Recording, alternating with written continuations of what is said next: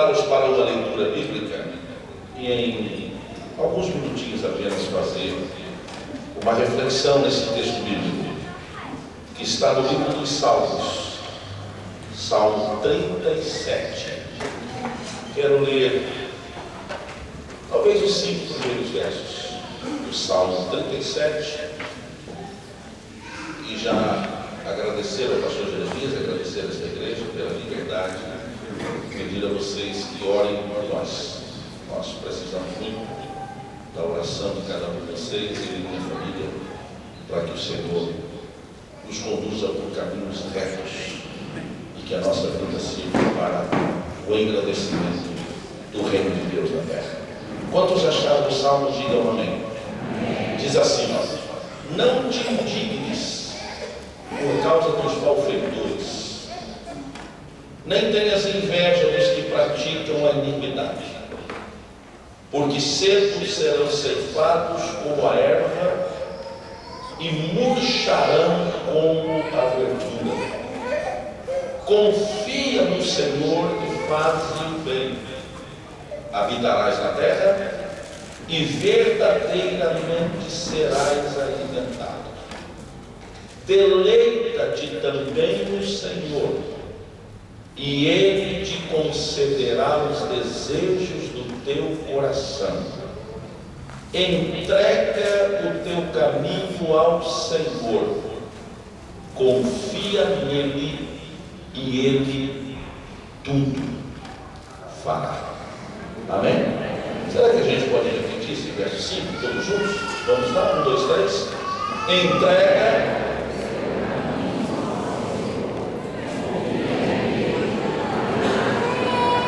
Amém, queridos? Esse salmo ele tem uma composição interessante, e quando nós o inserimos dentro do contexto histórico em que ele foi escrito, composto por inspiração de Deus, ele se torna ainda mais interessante. A nação de Israel estava vivendo um momento muito ímpar. Nós sabemos que o povo de Israel se apoiava do ensinamento básico do Antigo Testamento, que dizia que uma pessoa que fosse fiel a Deus, observador e guardador e respeitador da lei, e que colocasse em prática a lei de Deus, essa pessoa estava sob a bênção do Senhor. Ou seja, se alguém observava a lei, se alguém guardava a lei, se alguém praticava a lei, ele tinha a aprovação de Deus e, portanto, seria uma pessoa abençoada. Em contrapartida, aqueles que não observavam a lei, aqueles que faziam pouco caso da lei, aqueles que ignoravam a lei, não estavam debaixo da bênção de Deus. Passavam por momentos de aperto, de necessidades, e alguns até chegavam a dizer que estavam debaixo de maldição porque não observavam a lei. Esta era a ideia que o povo hebreu, que o povo de Israel fazia acerca da lei de Deus e da bênção do Senhor sobre aqueles que estavam debaixo da ação, da égide da lei. Por que esse salmo é interessante? Porque ele foi escrito no momento em que a nação vive um conflito. É chamado na história do povo de Israel como tempo de desordem nacional. Eles começam a perceber que algumas pessoas que guardavam a lei, que praticavam a lei, que observavam a lei, estavam vivendo um período de aperto, estavam vivendo um período de necessidade. Enquanto que algumas pessoas que não faziam nenhum caso da lei, não observavam a lei, não guardavam a lei, estavam vivendo um tempo de tranquilidade, de conforto. E isso começa a gerar um questionamento na nação de Israel, porque eles começam a perguntar a si mesmos por que alguém que observava a lei estava sendo provado, e por que alguém que não observava a lei estava vivendo um tempo de conforto. Foi dentro deste contexto, deste conflito na nação, que salmista escreve o Salmo 37 para tentar elucidar algumas situações e mostrar à nação de Israel a realidade que não tinha nada a ver com aquilo que eles estavam pensando para aquele momento.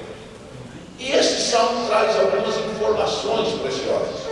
Eu gostaria de compartilhar com vocês algumas delas, porque o tempo que nós estamos vivendo hoje talvez não seja diferente daquele tempo. É muito comum a gente encontrar pastores Jeremias crentes que são fiéis a Deus, sinceros, convictos, que se entregam à causa do Senhor, estarem passando por momentos de tribulação. E às vezes a gente olha para determinados irmãos que dentro da nossa ótica, da nossa concepção, não tem nenhum compromisso com Deus, a não ser o compromisso de vir ao santuário uma vez por semana, às vezes apenas para cumprir a agenda. E parece que a gente olha para essas pessoas e para eles tudo dá certo. Eles não têm problema, eles não passam por aperto, eles não têm dificuldades. E aí nós começamos a perguntar como administrar uma situação em que pessoas fiéis são provadas e infiéis vivem num tempo de tranquilidade. Este salmo talvez vai nos dar alguma orientação, e eu creio que estas orientações serão preciosas para a nossa vida, não somente hoje, mas a partir de hoje. Algumas coisas que eu queria destacar aqui.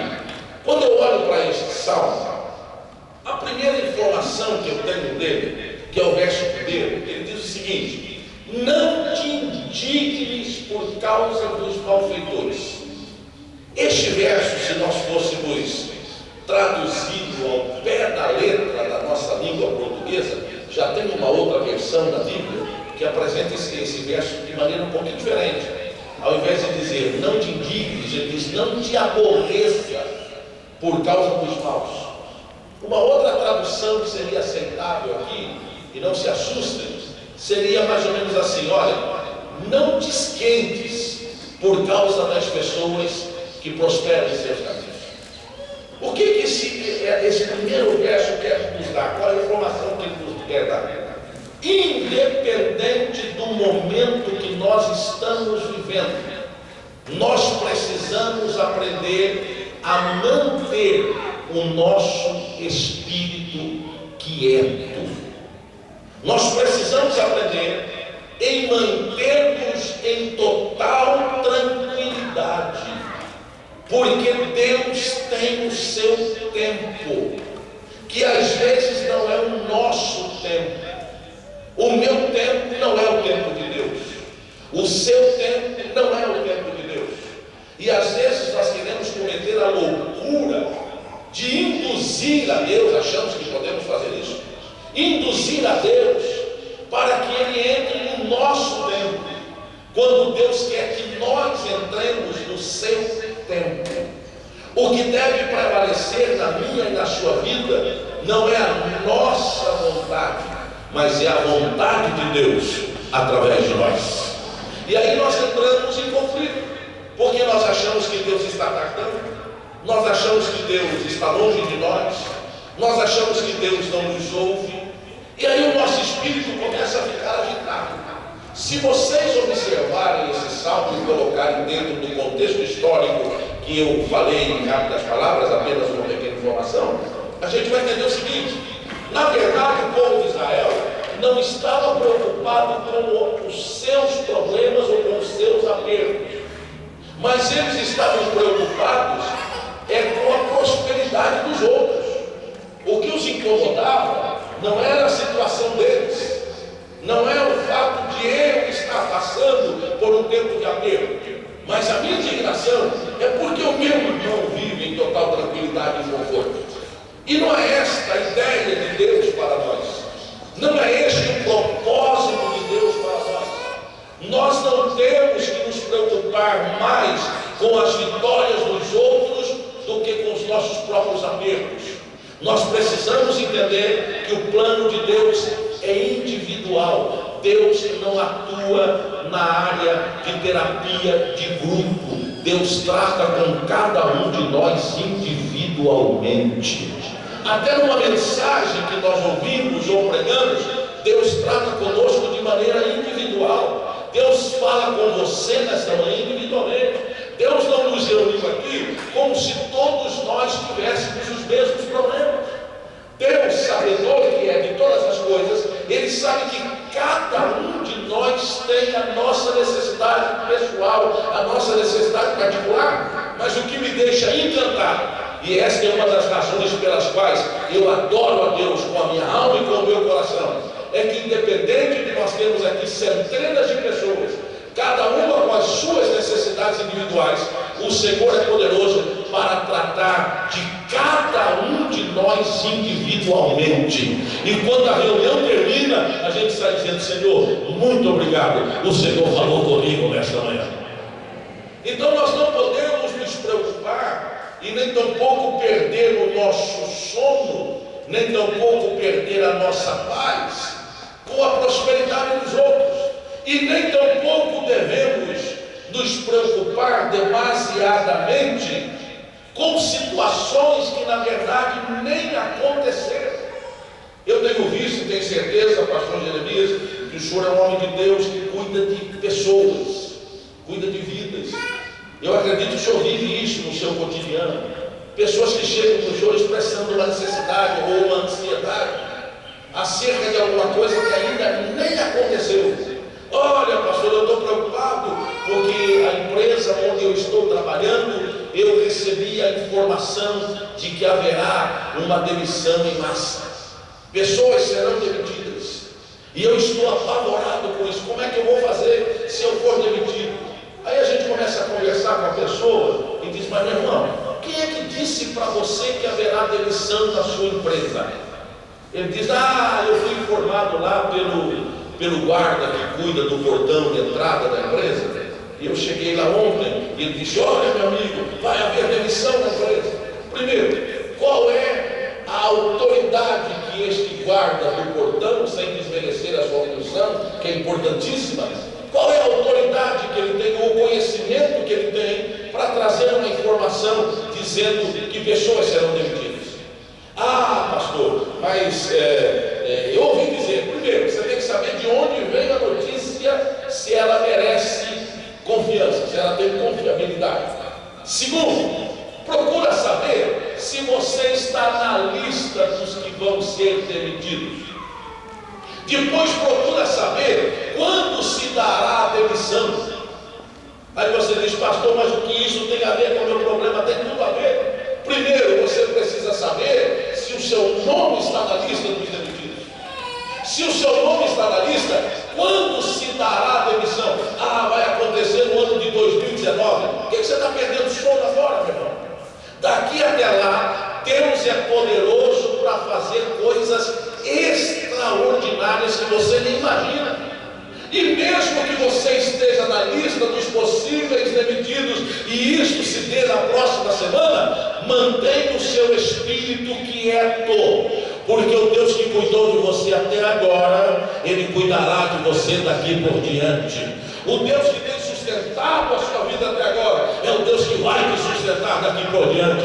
O Deus que abriu portas para você até agora é o Deus que continuará abrindo portas daqui para frente. O Deus que te cuidou, o Deus que cuidou de você, da sua casa, da sua família, Ele não falhará com você daqui por diante. Portanto, levante a sua cabeça e celebre o momento que você está vivendo hoje, porque a bênção, a proteção, o cuidado, a direção de Deus não faltará para a sua vida e para a sua casa. Então, a primeira coisa que nós temos a fazer: manter o espírito tranquilo, descanse no Senhor. Tenha hoje um dia de felicidade.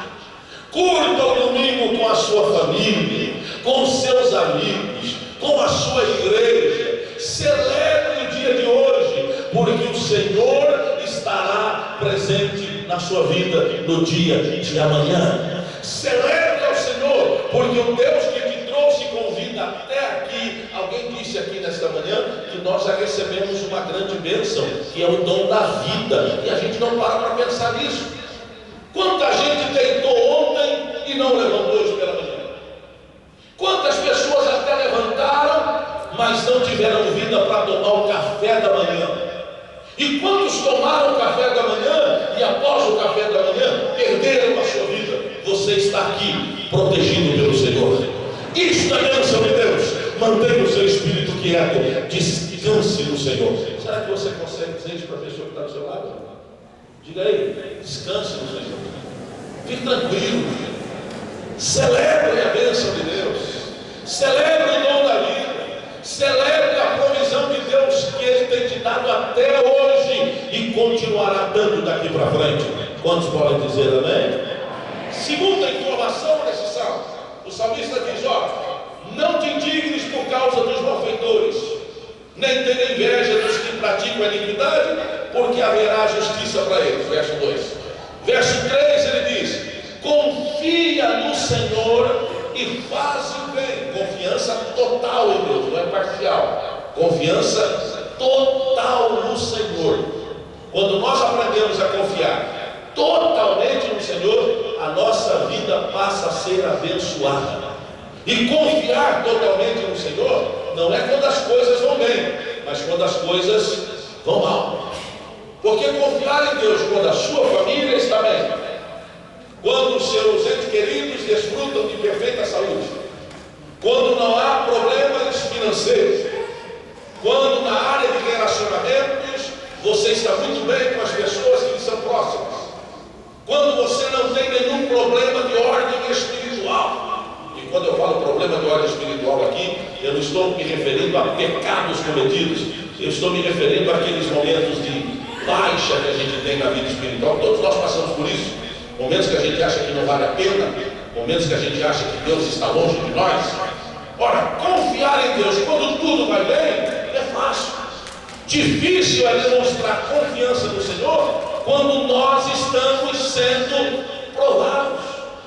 O pastor citou aqui hoje Jó, palavras de Jó, onde ele disse: pensei que tudo pode, e que nenhum dos seus planos ou projetos podem ser frustrados.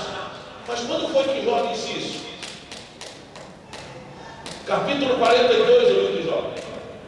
Quantos capítulos tem no livro de Jó? 42. Em quantos capítulos Jó foi provado? 41 e meio. Você lê o livro de Jó, desde o capítulo 1 até o 41 e meio, foi só prova. Mas lá no finalzinho, nos últimos versos do capítulo 22, ou 42, aí a Bíblia diz o seguinte: e Deus mudou a sorte de Jó quando ele orava pelos seus amigos. Eu acho interessante, porque amigos como Jó tinha, eu estou abrindo mão deles. Eu não faço questão de Deus. Que amigo é esse? Que quando você está sendo provado, rapaz, você é fruto de pecado, você cometeu delitos, confessa o seu pecado para ver se Deus tem misericórdia de você. Jó chegou até a questionar com Deus, dizendo: Senhor, se eu não tivesse sido o olho do céu, se eu não tivesse sido o amparo da viúva, se eu não tivesse sido o ajudador do necessitado, ainda havia uma explicação para tudo que eu estou passando. Mas Jó foi o homem de quem Deus deu testemunho para o diabo. Deus dá testemunho de mim para outra pessoa é fácil, mas Deus dá testemunho de mim para o diabo é complicado, porque Ele sabe qual é a minha trajetória, Ele sabe o que eu faço, Ele sabe por onde eu ando. E aí o Senhor dá o testemunho de Jó para o próprio diabo e permite que o diabo toque no que Jó tinha e até na sua saúde. Só não permitiu que ele tocasse na vida. A nossa vida está sob a proteção de Deus. Paulo disse, escrevendo aos Colossenses, capítulo 13, verso 3: a nossa vida está escondida com Cristo em Deus. E eu tomo a liberdade de acrescentar, tem uma frasezinha aí, dizendo: a nossa vida está escondida com Cristo em Deus, e o maligno não nos toca. Ninguém poderá tocar na sua vida, porque ele está debaixo da proteção do Senhor. Aí o Senhor diz: vai lá, tira tudo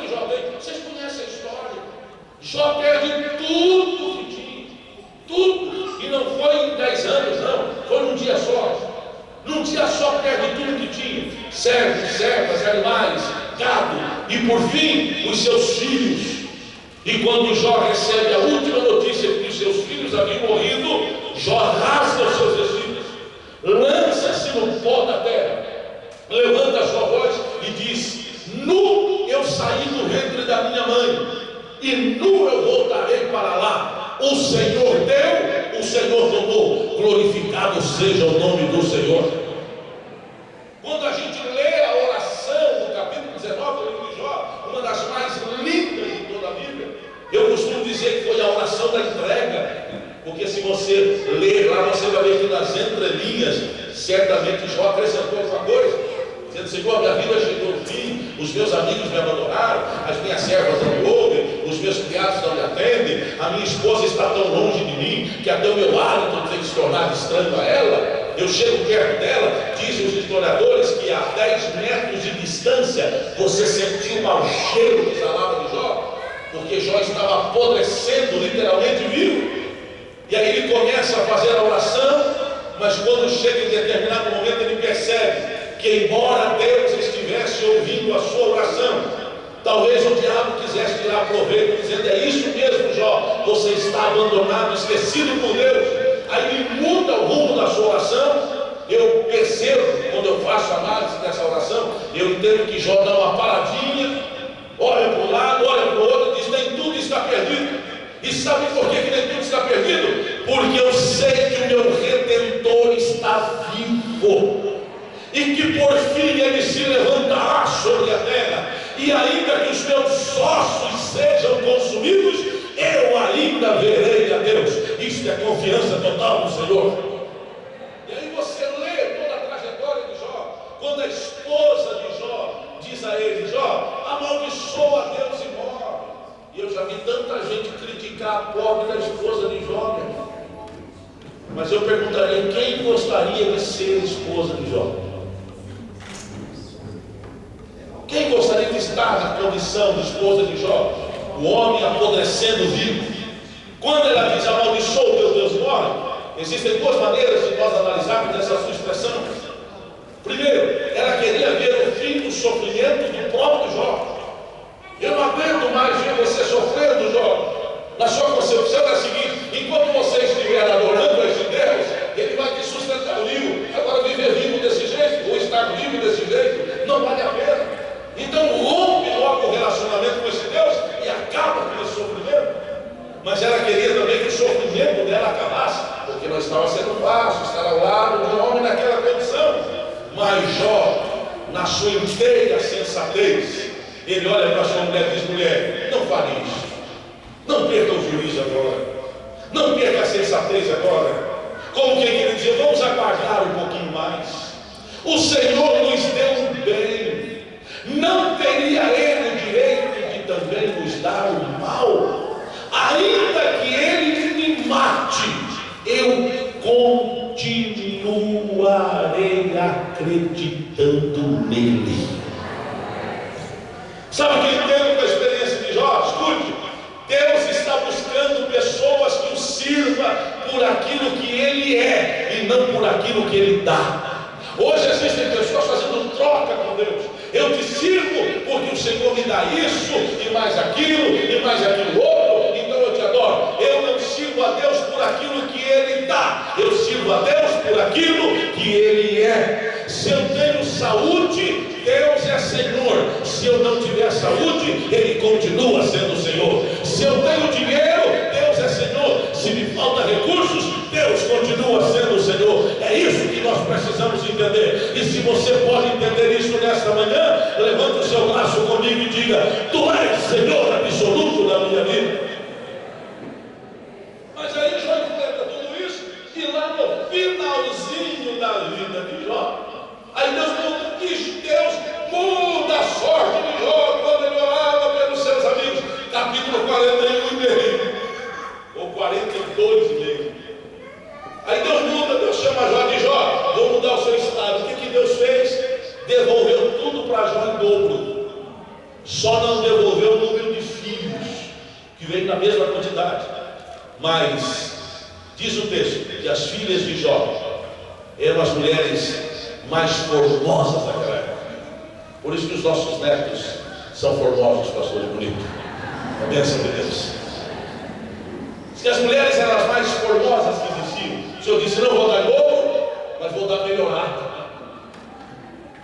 E aí depois que Deus dá tudo para Jó, parece que eu estou vendo Deus olhar para Jó e dizer: Jó, e aí Jó, gostou de tudo que eu fiz? Ah, Senhor, que maravilha, o Senhor é extraordinário, o Senhor é tremendo. Nunca podia imaginar, Senhor, que tudo isso ia acontecer. Aí o Senhor disse: está feliz, Jó? Senhor, em parte. Estou feliz porque o Senhor me deu tudo, mas em parte às vezes me bate assim aquela preocupaçãozinha, que eu já estou velho, o Senhor sabe que eu vim de uma enfermidade difícil, ficaram as sequelas, e eu não sei, Senhor, como eu gostaria de ter tempo para curtir tudo isso que o Senhor me deu. Olha, filhas maravilhosas, certamente virão os filhos das filhas, os filhos dos filhos das filhas. Senhor, como eu gostaria de ter tempo para viver tudo isso. Deus olha para Jó e diz: Jó, eu sou um Deus justo. Eu não devolveria tudo que devolvi para você depois de tantos anos de prova, sem que desse a você o direito de desfrutar de tudo aquilo que eu estou lhe devolvendo. E para mostrar que eu sou um Deus bom, eu sou um Deus justo, eu vou aumentar os seus dias de vida na terra. E eu estou olhando para você, Jó. Eu acho que é o seguinte: depois de tudo que você passou, de tudo que você enfrentou, eu vou acrescentar os teus anos na terra em 140. Tá bom, Jó? Está satisfeito com as 140? Oh, Senhor, que maravilha. O texto diz: e Jó viu os filhos dos seus filhos até a quarta geração, porque Deus aumentou os seus dias de vida. Receba esta palavra nesta manhã como uma palavra profética. O Deus que te ama, porque você confia nele, é um Deus justo. Ele contemplará a sua vida com bênçãos materiais, físicas e espirituais, e haverá alegria na sua casa, haverá felicidade na sua família, haverá paz no seu coração, porque se você confia em Deus, você é bem-aventurado pela sua confiança, e haverá a resposta de Deus para todas as suas necessidades. Só se podem crer nisto, levantem o seu braço e adorem a Deus por um instante. Palavras do profeta Jeremias, capítulo 17, verso 7. Bendito, feliz é o homem que confia no Senhor e cuja esperança é o Senhor. Glória a Deus. Aquele irmão, aquela irmã que está do teu lado ainda, dá uma olhadinha para ele e diga: confia em Deus, meu irmão. Confia em Deus, meu irmão. Vá em frente, a bênção do Senhor virá na hora certa. Mas eu vou concluir, pastor Jeremias, e tolero mais 5 minutinhos só. Há uma terceira informação nesse salmo. Aí o salmista diz: confia no Senhor e faz bem, habitarás na terra e verdadeiramente serás alimentado. Aí vem o verso 4, e para mim é o mais interessante desses 5 versos. Ele diz assim: deleita-te também no Senhor, e Ele te concederá o que deseja o teu coração. Tem uma outra versão deste verso que diz o seguinte: que a sua alegria esteja no eterno. É interessante que o salmista não está dizendo: seja alegrado por Deus. Você tem crente que gosta de fazer essa troca, né, pastor? Vem para a igreja e diz: Senhor, eu estou tão ruim, eu vou lá para o santuário. É o seguinte: se o Senhor me visitar lá, tirar a angústia do meu coração, tirar minha dor de cabeça, aliviar minha dor na coluna, curar minha dor na perna, tirar as preocupações que eu tenho, Senhor, o Senhor não sabe como eu vou te adorar. Fazer negócio com Deus. Primeiro o Senhor me dá, depois eu retribuo. Não é isso que Deus espera de nós.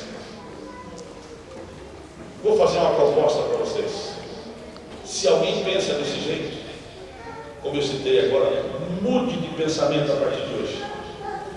Diga: Senhor, eu vou para o teu santuário, o Senhor sabe a dor na coluna que eu estou hoje. Aliás, o Senhor sabe, só para te lembrar. Mas eu vou para a tua casa para te adorar. Aí você entra aqui e começa a adorar a Deus. Eu duvido que você vai sair daqui com a dor na coluna. Você vem cheio de angústia, diz: Senhor, mas eu vou na tua casa para te adorar. Eu duvido que você vai sair daqui com o coração angustiado. Era isso que o salmista queria dizer: que a sua alegria esteja no eterno. Agradar-se aqui, como o salmo diz, alegrar-se aqui, como o salmo diz, era gerar encorajamento a si mesmo. Dizer: eu estou encorajado. Eu costumo dizer que crente tem que ter presença de espírito. Sabe aqueles irmãos que dizem que estão no processo de santificação? E até no relacionamento dele com os irmãos, ele quer mostrar que é mais santo do que o outro. Você já viu? Você chega para ele e diz: e aí, meu irmão, como é que está? A paz do Senhor, varão. Já que é para você. Está tudo bem, meu irmão? Esperando a volta de Cristo. Como se eu não estivesse esperando. Como se você não estivesse esperando. Aqueles irmãos que dizem: não, você não vai ficar rindo na igreja, assim, isso é espontaneidade. Achei maravilhoso, pastor Jeremias, a condução do culto aqui, feita pelo Senhor. Coisa maravilhosa, nos coloca à vontade. Entendemos que esse lugar é lugar para a gente ficar à vontade, porque Deus está aqui, a alegria desse lugar. Mas as pessoas acham que uma cara feia é sinônimo de santidade. E eu contrasto isso aí com a própria Bíblia. Eu não posso acreditar que um semblante fechado é sinônimo de santidade. Longe de mim querer julgar quem quer que seja. Mas eu acredito que os felizes, os alegres, os que sabem rir, é os que verdadeiramente estão no processo de santificação. Porque a Bíblia diz que um coração alegre faz o quê? Aformoseia o rosto, deixa o rosto bonito. Eu pergunto para vocês: existe um coração mais alegre do que um coração perdoado por Jesus Cristo? Existe um coração mais feliz do que um coração perdoado por Jesus? Se eu tenho meu coração perdoado, eu sou feliz. E se eu sou feliz, eu vou extravasar esta minha alegria. Eu vou mostrar para o mundo que eu tenho felicidade, porque ela provém do Espírito de Deus que habita em mim. Se você pode dizer amém, diga amém. Eu pastoreei o centro da capital de São Paulo por 19 anos. A maior experiência da minha vida. Porque pastorear uma igreja no centro da capital de São Paulo é uma experiência missionária das mais intensas. Porque tem dia que você acha que é pastor da maior igreja do mundo. Tem dia que você acha que é pastor da menor igreja do mundo. Tem dia que você acha que você é pastor da melhor igreja do mundo. Tem dia que você acha que é pastor da igreja mais complicada do mundo. Porque as pessoas vêm aceitam a Cristo. Dezenas de pessoas. Era muito difícil o culto de domingo à noite, onde nós reunimos cerca de 700, 800 pessoas, porque nós não tínhamos 15, 20, 30 decisões. E aquelas pessoas depois desapareciam. E a gente não conseguia nem localizá-las dentro de uma selva de pedra que é São Paulo. Mas nós tínhamos na nossa igreja um irmão, era um presbítero da igreja, chamado irmão Saulo, pequenininho assim, 1,60 m de altura. Irmão Saulo trabalhava no centro da capital de São Paulo e morava no extremo da Zona Leste. Eu não sei se alguém conhece São Paulo aqui, mas se conhecer vai entender o que estou falando. Ele morava em Guaianazes, eu fui para o final de São Paulo. E ele trabalhava, e no final da tarde ele pegava o trem e ia de trem do centro de São Paulo para sua casa. E pegar um trem em São Paulo na hora pico, horário de pico, é uma coisa interessante. Tem o seu desconforto, mas tem as suas vantagens. Primeiro, você não precisa se preocupar para entrar no trem. É só você ficar em pé na plataforma que te colocam dentro do trem. Agora só tem que cuidar para não sair na outra porta. Para sair é uma coisa, fica tranquilo. Vai descer na estação, carrão, pode ficar na porta. Não precisa se preocupar se a porta vai abrir e fechar rápido. Porque abriu, te coloca para fora do trem. E irmão Saulo, ele trabalhava no centro de São Paulo.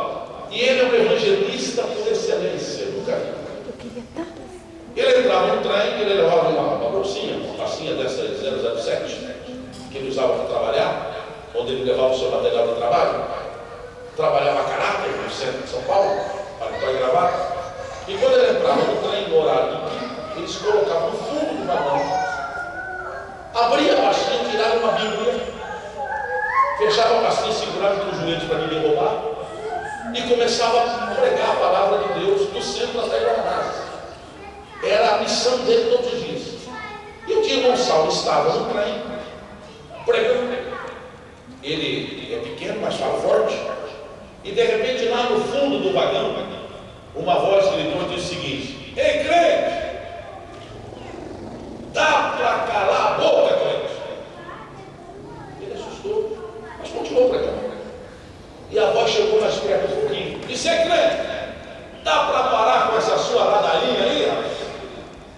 E Gonçalo continuou pregando.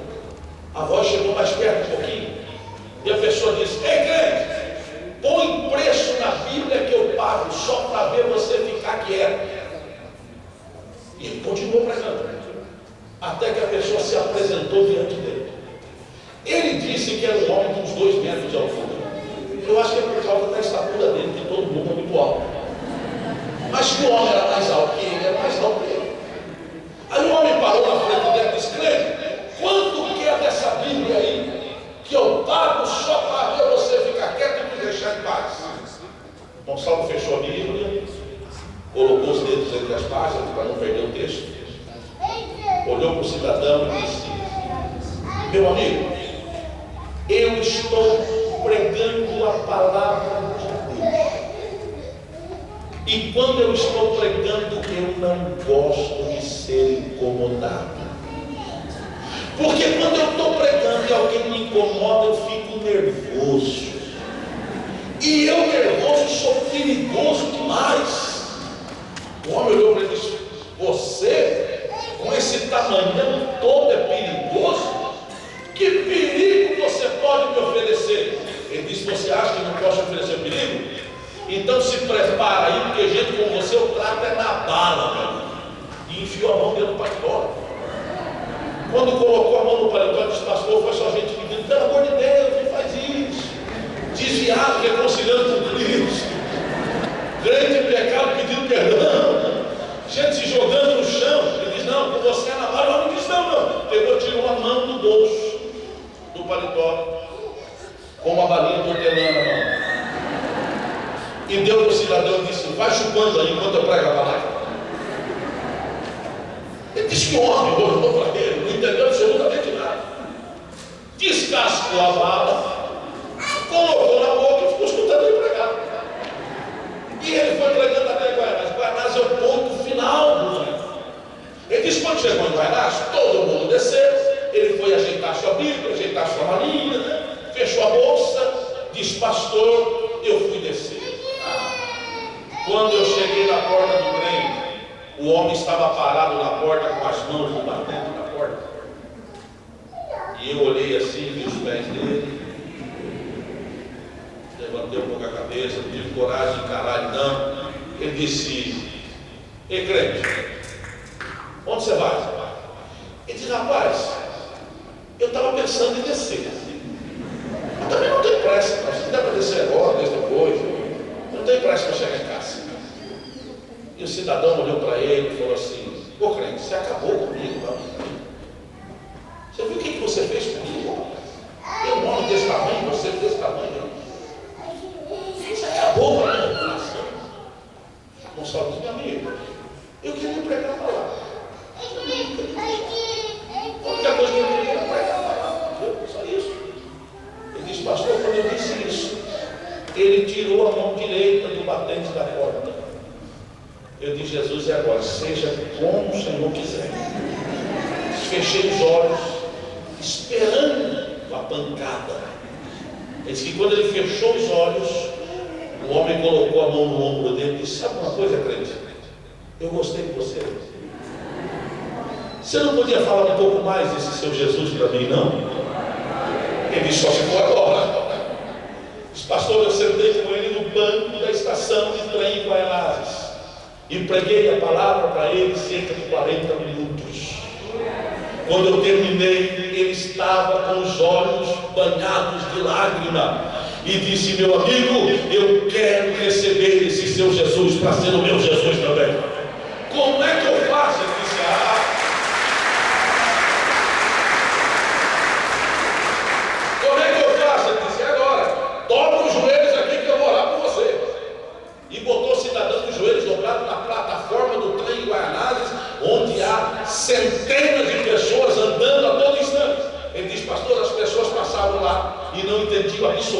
de nada. Um homem daquele tamanho, dos joelhos dobrados, eu do tamanho que eu sou, com as mãos sobre ele, orando a Deus, para que o Senhor recebesse-o como filho querido que poderia ser recebido. Isto é alegrar-se em Deus. O mundo está cheio de maldade, o nosso mundo está cheio de mentira, as ruas estão saturadas de violência, os homens se tornaram amantes de si mesmos, a traição em todos os lugares. Eu e você, como igreja de Cristo que somos, precisamos mostrar a esta gente que nós temos uma alegria que não morre, ela é eterna, ela é verdadeira, ela é real, porque ela é proporcionada por sua santidade, o Espírito Santo.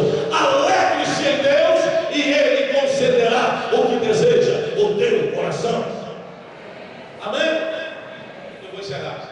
Dá uma olhadinha para a pessoa do seu lado, ver como é que está o rosto dela, ver como é que está o semblante dela. Se tiver aquele semblante fechado, diga: minha irmã, alegra-se em Deus. Se o semblante estiver alegre, diga: essa mesma alegria que você sente, eu sinto também. É a alegria que nos faz rir, é a alegria que nos faz chorar, é a alegria que nos faz adorar, é a alegria que nos faz glorificar, é a alegria que nos faz sentir como pessoas verdadeiramente amadas pelo Senhor. Aí o salmista encerra no verso que nós lemos, que é o verso 5: entrega o teu caminho ao Senhor, confia nele e ele tudo fará. A versão de ontem diz o seguinte: deixa rolar sobre o Senhor os teus fardos, que Ele trabalha por você. Glória a Deus. Nós temos um Deus que trabalha por nós. Quantos acham que isto vale um glória a Deus? Solte a sua voz e adore ao Senhor. Pode aplaudir, mas aplauda forte, porque é para o Senhor. Ele é digno de glória, Ele é digno de louvor, Ele é digno de adoração, hoje e sempre. Que Deus abençoe a cada um de vocês. Pastor Jeremias, continue sendo esse homem de Deus que choré, simpático como choré, nos recebeu ali com um carinho extraordinário, é verdade, e nos deixou ver. E acima de tudo, o senhor é um homem corajoso, porque entregar o culto para alguém que o senhor nunca ouviu tem que ter coragem. Espero que o senhor não precise repregar essa mensagem à noite para corrigir o que não deu certo. Deus abençoe vocês, que a bênção do